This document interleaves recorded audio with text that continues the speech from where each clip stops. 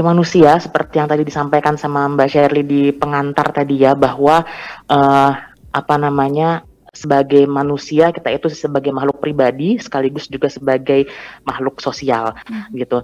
Jadi sebenarnya pada saat kita sedang membantu orang lain, kita digerakkan oleh yang disebut conscience gitu ya.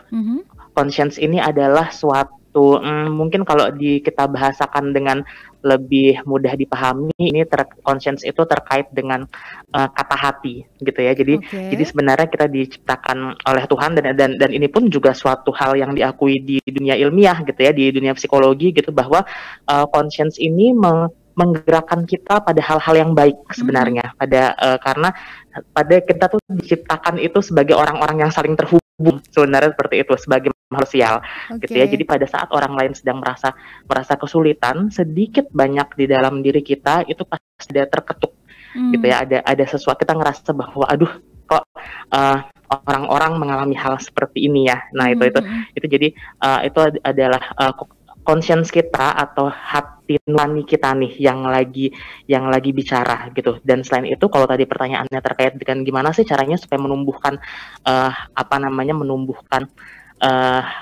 perilaku saling membantu begitu ya, perlu diingat bahwa pada saat kita membantu orang lain, kita sebenarnya juga sedang mengisi hati kita sendiri gitu ya. Based on research nih Mbak Shirley dan juga teman-teman pendengar sekalian gitu, pada saat kita sedang melakukan prosocial behavior gitu ya, istilahnya kalau di dunia psikologi itu, jadi perilaku saling membantu itu namanya prosocial behavior gitu. Pada saat itu kita juga meningkatkan kebahagiaan kita.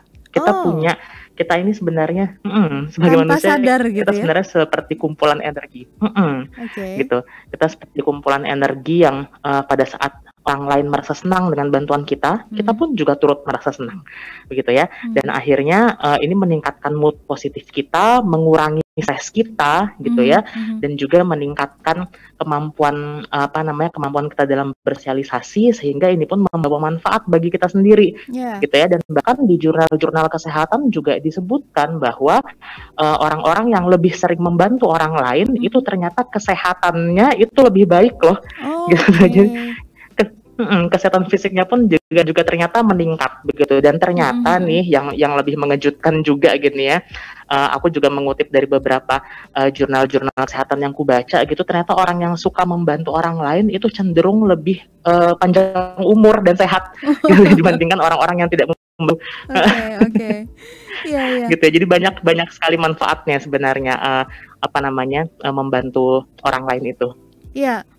Bantuan yang diberikan ini banyak yang bisa diberikan begitu ya, tidak hanya dalam bentuk materi tapi juga barang atau jasa begitu ya Mas Rio.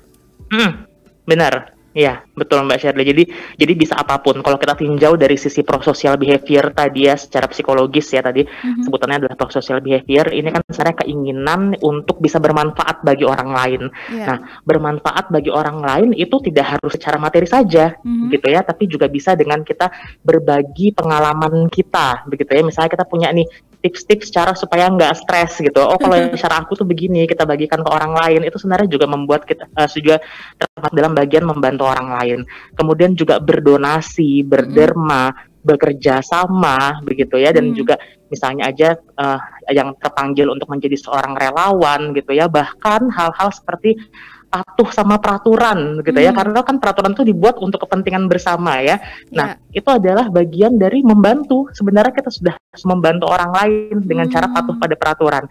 Bayangin aja nih kalau orang nggak patuh sama peraturan, misalnya ada lampu lalu lintas tuh jelas, kalau merah berhenti gitu ya, tapi kemudian ada yang nggak patuh peraturan, merah tetap jalan, akhirnya kan mencelakakan orang lain juga, gitu ya jadinya. Jadi sekedar mematuhi peraturan aja itu sebenarnya sudah membantu dan membuat diri kita itu merasa lebih baik, seperti itu.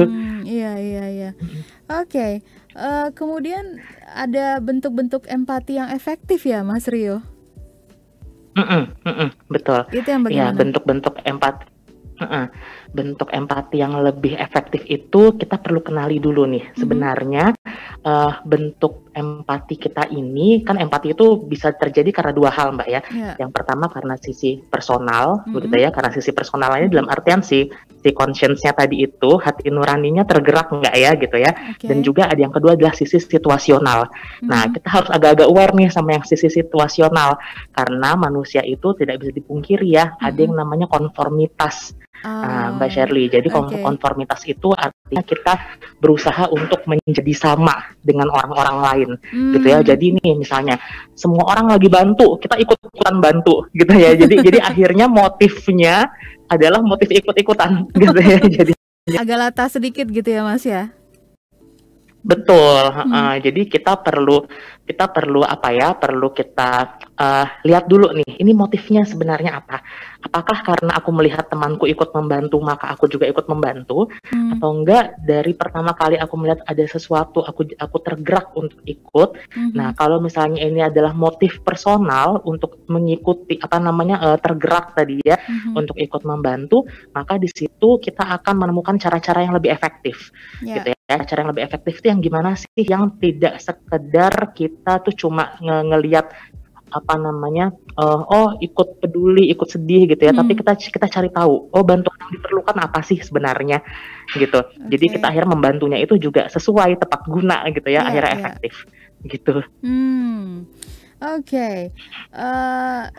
Mungkin juga banyak yang masih belum paham gitu ya, apalagi kalau kembali melihat dirinya bahwa aku bukan orang kaya gitu kalau untuk menyumbang begitu ya atau berdonasi, aku nggak punya apa-apa sebetulnya. Nah, ini mungkin bisa dijelaskan lagi, Mas, sebetulnya kenapa sih kita perlu yang namanya saling membantu? Tadi udah satu ya, Mas, ya, bisa jadi happy diri kita sendiri begitu ya, Mas.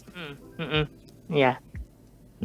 Selain itu juga seperti yang tadi dijelaskan juga selain jadi happy juga apa namanya juga ngurangin stres gitu ya. Jadi ada suatu defense mechanism gitu di dalam diri kita gitu, pada saat kita sedang merasa tertekan, kita bisa menyalurkannya ke arah yang positif gitu. Itu akan mendorong sisi lega gitu ya, merasa lebih lega. Itu disebutnya sublimasi gitu. Nah, sublimasi ini juga bisa dilakukan. Jadi pada saat teman-teman sedang merasa kesulitan gitu ya, coba deh membantu orang lain, bantu apapun gitu ya, nggak harus berupa barang gitu ya, tapi misalnya aja kayak membantu hal-hal yang kecil, misalnya bantu pekerjaan orang tua di rumah, atau misalnya ngebantuin teman ngapain gitu ya misalnya ya.